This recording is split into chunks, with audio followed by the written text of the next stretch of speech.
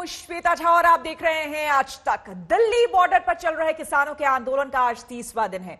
आंदोलन के बीच आज पीएम मोदी 6 राज्यों के करीब 2 करोड़ किसानों से वर्चुअल संवाद उन्होंने स्थापित किया। किसानों से बातचीत करने के बाद प्रधानमंत्री मोदी ने अपने संबोधन में विपक्ष पर जमकर प्रहार किया। ममता से लेकर लेफ्ट और कांग्रेस पर पीएम ने चुन चुनकर हमला बोला। कहा, जिन्हें जनता ने खारिज कर दिया है वो इवेंट मैनेजमेंट कर रहे हैं। पश्चिम बंगाल की सरकार भी देखिए, अपने राज्य में इतना बड़ा किसानों को लाभ, 70 लाख किसानों को इतना धन मिले, हजारों करोड़ रुपया मिले, वो देने में उनको राजनीति आड़े आती है। लेकिन वही पंजाब जाकर के जो लोग के साथ वो बंगाल में लड़ाई लड़ते हैं, यहां आकर के उनसे गुपचुप करते हैं। क्या देश की जनता इस खेल को नहीं जानती है? क्या देश की जनता को इस खेल का पता नहीं है? जो आज विपक्ष में हैं, उनकी इस पर जुबान क्यों बंद हो गई है, क्यों चुप है? साथियों, आज जिन राजनीतिक दलों के लोग अपने आप को इस राजनीतिक प्रवाह में, जब देश की जनता ने उन्होंने नकार दिया है, तो कुछ न कुछ ऐसे इवेंट कर रहे हैं, इवेंट मैनेजमेंट हो रहा है, ताकि कोई सेल्फी ले ले, कोई फोटो छप जाए, कहीं टीवी पर दिखाई दे और उनकी राजनीति चलती जाए। अब देश ने उन लोगों को भी देख लिया है, ये देश के सामने एक्सपोज हो गए हैं। स्वार्थ की राजनीति का एक भद्दा उदाहरण हम बहुत बारीकी से देख रहे हैं। जो दल पश्चिम बंगाल में किसानों के हित पर कुछ नहीं बोलते, वो यहां दिल्ली के नागरिकों को परेशान करने पर लगे हुए हैं, देश की अर्थनीति को बर्बाद करने पर लगे हुए हैं, और वो भी किसान के नाम पर।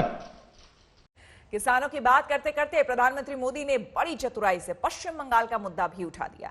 प्रधानमंत्री ने कहा कि पूरे देश के किसान पीएम किसान सम्मान निधि योजना का लाभ उठा रहे हैं, लेकिन ममता सरकार की नीतियों की वजह से पश्चिम बंगाल के किसानों को इसका लाभ नहीं मिल रहा। एकमात्र पश्चिम बंगाल सरकार वहां के 70 लाख से अधिक किसान, मेरे किसान भाई बहन बंगाल के, इस योजना के वो लाभ नहीं ले पा रहे हैं, उनको ये पैसे नहीं मिल पा रहे हैं, क्योंकि बंगाल की सरकार अपने राजनीतिक कारणों से उनके राज्य के किसानों को, भारत सरकार से पैसा जाने वाला है, राज्य सरकार को 1 कौड़ी का खर्चा नहीं है, फिर भी वो पैसे उनको नहीं मिल रहे हैं। कई किसानों ने भारत सरकार को सीधी चिट्ठी लिखी हुई है, उसको भी वो मान्यता नहीं देते हैं। यानी आप कल्पना कर सकते हैं कितने लाखों किसानों ने लाभ लेने के लिए, योजना के लिए अर्जी की, ऑनलाइन आवेदन कर चुके हैं, लेकिन वहां की राज्य सरकार उसको भी अटका करके बैठ गई है। किसानों को अपने संबोधन में पीएम मोदी ने सीधा ममता बनर्जी का भी नाम नहीं लिया। उन्होंने कहा कि उनकी विचारधारा की वजह से पश्चिम बंगाल बर्बाद हो रहा है। ये बात मैं आज देशवासियों के सामने बड़े दर्द के साथ, बड़े पीड़ा के साथ कहना चाहता हूं।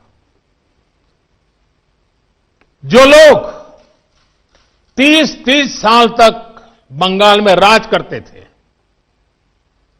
एक ऐसी राजनीतिक विचारधारा को लेकर के बंगाल को कहां से कहां लाकर के उन्होंने हालत करके रखी है, सारा देश जानता है। और ममता जी के 15 साल पुराने भाषण सुनोगे तो पता चलेगा कि इस राजनीतिक विचारधारा ने बंगाल को कितना बर्बाद कर दिया था। अब ये कैसे लोग हैं? बंगाल में उनकी पार्टी है, उनका संगठन है, 30 साल सरकार चलाई है, कितने लोग होंगे उनके पास? एक बार भी इन लोगों ने किसानों को ये 2000 रुपया मिलने वाला कार्यक्रम है, बंगाल के अंदर कोई आंदोलन नहीं चलाया। अगर हाल के दिल में किसानों के लिए इतना प्यार था बंगाल में आपकी धरती है, तो आपने बंगाल में किसानों को न्याय दिलाने के लिए प्रधानमंत्री किसान सम्मान योजना के पैसे किसानों को मिले, इसके लिए क्यों आंदोलन नहीं किए? ममता के बाद पीएम ने लेफ्ट और कांग्रेस को निशाने पर लिया। उन्होंने कहा कि केरल में मंडी सिस्टम नहीं है। पंजाब के किसानों की राजनीति करने वाले केरल में मंडी के लिए आंदोलन क्यों नहीं करते? इन दलों को आपने सुना होगा, मंडिया मंडिया बोल रहे हैं, एपीएमसी की बात कर रहे हैं और बड़े बड़े हेडलाइन लेने के लिए भाषण कर रहे हैं। लेकिन ये दल, वही झंडे वाले, वही विचारधारा वाले जिन्होंने बंगाल को बर्बाद किया, केरल के अंदर उनकी सरकार है। इसके पहले जो 50 साल 60 साल तक देश पर राज करते थे, उनकी सरकार थी। केरल में एपीएमसी नहीं है, मंडियां नहीं है। मैं जरा इनको पूछता हूं, यहां फोटो निकालने के कार्यक्रम करते हैं, अरे केरल में आंदोलन करके वहां तो एपीएमसी चालू करवाओ। पंजाब के किसानों को गुमराह करने के लिए आपके पास समय है। केरल के अंदर यह व्यवस्था नहीं है। अगर ये व्यवस्था अच्छी है तो केरल में क्यों नहीं है? क्यों आप दोगली नीति लेकर के चल रहे हो? ये किस तरह की राजनीति कर रहे हैं जिसमें कोई तर्क नहीं, कोई तथ्य नहीं है? सिर्फ झूठे आरोप लगाओ, सिर्फ अफवाहें फैलाओ, हमारे किसानों को डरा दो और भले भोले किसान कभी कभी आपकी बातों में गुमराह हो जाते हैं। भाइयों बहनों, ये लोग लोकतंत्र के किसी पैमाने को, किसी पैरामीटर को मानने को तैयार नहीं है। इन्हें सिर्फ अपना लाभ, अपना स्वार्थ नजर आ रहा है। टिकरी बॉर्डर पर आंदोलन के दौरान शर्जील इमाम, उमर खालिद और देशद्रोह के आरोप में जेल में बंद दूसरे लोगों के रिहाई के पोस्टर का मुद्दा भी पीएम ने उठाया। उन्होंने कहा कि राजनीति की वजह से किसानों का मुद्दा हाशिए पर चला गया है। जब प्रारंभ हुआ था तो उनकी इतनी मांग थी कि भाई एमएसपी की गारंटी दो। उनके मन में जेन्युइन, क्योंकि वो किसान थे, उनको लगा कहीं ऐसा तो ना हो। लेकिन इसका माहौल दिखा करके ये राजनीतिक विचारधारा वाले चढ़ बैठे और अब एमएसपी वगैरह बाजू में क्या चल रहा है? ये लोग हिंसा के आरोपी ऐसे लोगों को जेल से छुड़ाने की मांगे कर रहे हैं। देश में आधुनिक हाईवेज बने, निर्माण हो, जो पिछली सब सरकारों ने किया था। ये लोग भी उस सरकारों में समर्थन करते थे, भागीदार थे। अब कहते हैं टोल टैक्स नहीं होगा, टोल खाली कर दो। भाई, किसान का विषय छोड़ करके नई जगह पे क्यों जाना पड़ रहा है? जो नीतियां पहले के समय से चली आ रही है, अब ये किसान आंदोलन की आड़ में उनका भी विरोध कर रहे हैं, टोल नाकों का विरोध कर रहे हैं। आंदोलनकारी किसान बार बार आरोप लगा रहे हैं कि प्रधानमंत्री मोदी उनसे बात नहीं कर रहे। लेकिन पीएम मोदी ने कहा कि सरकार किसानों के हर शंका का समाधान करने के लिए तैयार है। तर्क और तथ्य के आधार पर, हर कसौटी पर हमारे ये निर्णय कसे जा सकते हैं। उसमें कोई कमी है तो उसको इंगित करना चाहिए, लोकतंत्र है। हमें सब प्रकार का भगवान ने ज्ञान दिया ऐसा दावा हमारा नहीं है। लेकिन बात तो हो। इन बातों के बावजूद भी लोकतंत्र में अटूट आस्था और श्रद्धा होने के कारण, किसानों के प्रति हमारा समर्पण होने के कारण हर समय किसानों के हर मुद्दे पर चर्चा के लिए सरकार तैयार है। समाधान के लिए हम खुला मन लेकर के चल रहे हैं। पीएम मोदी ने यह भी कहा कि वो विरोधी दलों से भी बात करने को तैयार है। कई दल ऐसे भी हैं जो इन्हीं कृषि सुधारों के पक्ष में रहे हैं। उनके लिखित बयान भी हमने देखे हैं। वो आज अपनी कही बात से ही मुकर गए हैं। उनकी भाषा बदल गई है। वो राजनीतिक नेता जो किसानों को भ्रमित करने में जुटे हुए हैं, जिनकी लोकतंत्र में रत्ती भर भी श्रद्धा नहीं है, वो विश्वास ही नहीं करते डेमोक्रेसी में। दुनिया के कई देशों में उनका परिचय है लोगों को। ऐसे लोगों के जो भी उन्होंने कहा है पिछले दिनों,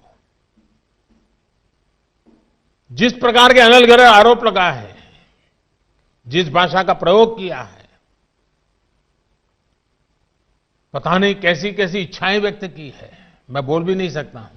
ये सब करने के बावजूद भी, उन सब चीजों को सहन करने के बाद भी,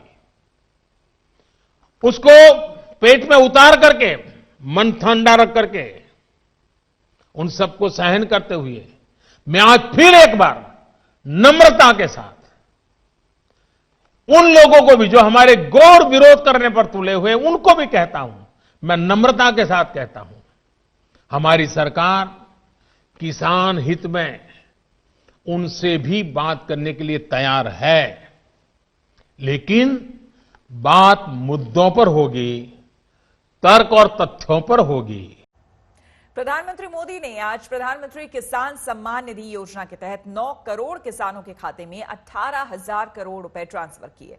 पीएम ने कहा कि पहले रुपया दिल्ली से चलता था तो घिस जाता था, लेकिन अब पैसा सीधे किसानों को मिल रहा है। योजनाओं में होने वाले भ्रष्टाचार को राष्ट्रीय रोग मानते थे। आप सबको याद होगा, उन्होंने एक बार पहले की सरकारों पर कटाक्ष करते हुए एक पूर्व प्रधानमंत्री की बात याद दिलाई थी, और उनको याद दिलाते उन्होंने कहा था कि रुपया चलता है तो रुपया घिसता है, रुपया घिसता है तो हाथ में लगता है और धीरे से जेबों में चला जाता है। मुझे संतोष है कि आज न रुपया घिसता है और न ही किसी गलत हाथ में लगता है। जब से ये योजना शुरू हुई है, तब से 1,10,000 करोड़ रुपए से ज्यादा, 1,10,000 करोड़ रुपए से ज्यादा किसानों के खाते में पहुंच चुके हैं। और यही तो गुड गवर्नेंस है, यही तो गुड गवर्नेंस टेक्नोलॉजी के द्वारा उपयोग किया गया है। 18,000 करोड़ से ज्यादा रुपए पल भर में, कुछ ही पल में सीधे किसानों के बैंक खातों में जमा हो गए हैं। कोई कमीशन नहीं, कोई कट नहीं, कोई हेराफेरी नहीं। टेक्नोलॉजी का इस्तेमाल करते हुए पीएम किसान सम्मान योजना में ये सुनिश्चित किया गया है कि लीकेज न हो। राज्य सरकारों के माध्यम से किसानों का ऑनलाइन रजिस्ट्रेशन होने के बाद उनके आधार नंबर और बैंक खातों का वेरिफिकेशन होने के बाद इस व्यवस्था का निर्माण हुआ।